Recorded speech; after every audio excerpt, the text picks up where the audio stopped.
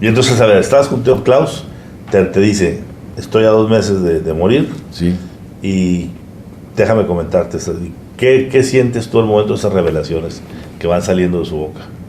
Bueno, me quedé helado porque me dio todos los nombres de la familia, y se le llenaban los ojos de agua, no podía seguir hablando, se congestionaba por la emoción, le dolía mucho todo lo que me estaba diciendo.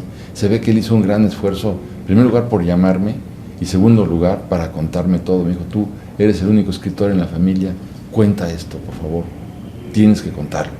Bueno, pues entonces ya me contó todo esto y sí fue para mí estremecedor. Después, cuando me fui a Israel a comprobar todo lo que me había hecho mi tío, y me metí en el Museo del Holocausto en Jerusalén, y ahí metí los nombres de mis familiares y decía executed in Auschwitz, executed in Auschwitz, executed in Auschwitz, y sientes, claro que no los conocí, los mataron pues antes de que yo hubiera nacido, pero me dio una sensación de asfixia espantosa y tuve que salirme de la biblioteca porque no me imaginé. Y si a esto le sumas que a la otra mitad de la familia, por la vertiente española, la mató Franco, la mandó a asesinar Franco, o la familia se desintegró por el franquismo, entonces dices, bueno, ¿cómo es posible que yo no supiera nada de esto? ¿Cómo era posible que yo hubiera vivido tantos años sin conocer la verdadera historia de la familia? Y por eso la cuento. Entonces es una historia muy dolorosa. A ver, tú aquí, Francisco, tienes 4 planos de lugares donde se desarrolla la historia.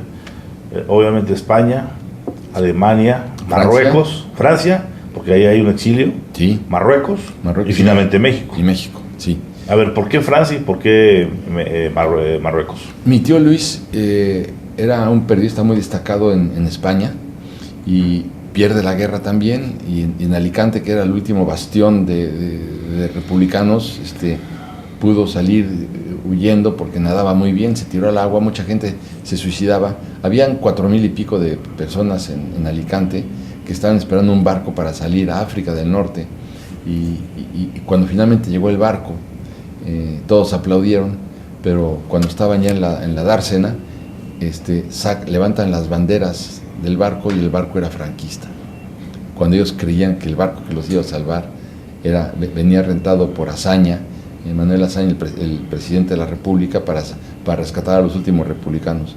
Pues ahí los agarraron a todos. A mi tío se echó al agua como si se fuera a suicidar, porque muchos se tiraron al agua y ya no volvieron a salir del agua, pero él era un gran nadador. Sale entonces de Alicante y se va caminando a través del campo hasta llegar a Perpiñán, y al cruzar Perpiñán lo arrestaron y lo metieron en un campo que se llama campo de concentración, que se llama Argelers-sur-Mer, en el sur de Francia, y ahí estuvo guardado como 4 meses, que él nunca entendió cómo pudo sobrevivir.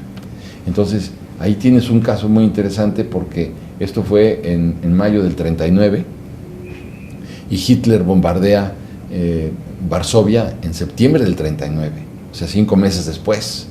Y entonces los franceses, sabiendo que los republicanos habían sido víctima de los bombardeos aéreos de Alemania y de Italia, te acordarás de Guernica, de cómo bombardearon Madrid, Valencia, Barcelona, los alemanes, porque gracias a eso gana Franco la guerra. Imagínate lo que tienes que ser, cómo tienes que ser, Ramón, para que tú le vayas a decir al presidente Obama que bombardee Monterrey para que te quedes con el poder, o que bombardee la Ciudad de México. Tienes que ser un demente, un orate, un malvado, ¿no? Bueno, pues él lo hizo y por eso ganó. Entonces los franceses dicen, todos los que tenemos, que eran cerca de 300,000 republicanos que están en los campos de concentración en Francia, tenemos que liberarlos porque son enemigos naturales de los nazis, porque los nazis bombardearon España y ahora serán nuestros aliados, y lo fueron. Entonces mi tío allí interviene y entra en la Legión de Honor y a combatir a los nazis, y ahí conoce a una mujer maravillosa y lo que tú quieras. El hecho real es que le cometen una traición cuando van a poner bombas en la agencia central de la Gestapo, que estaba en Toulouse.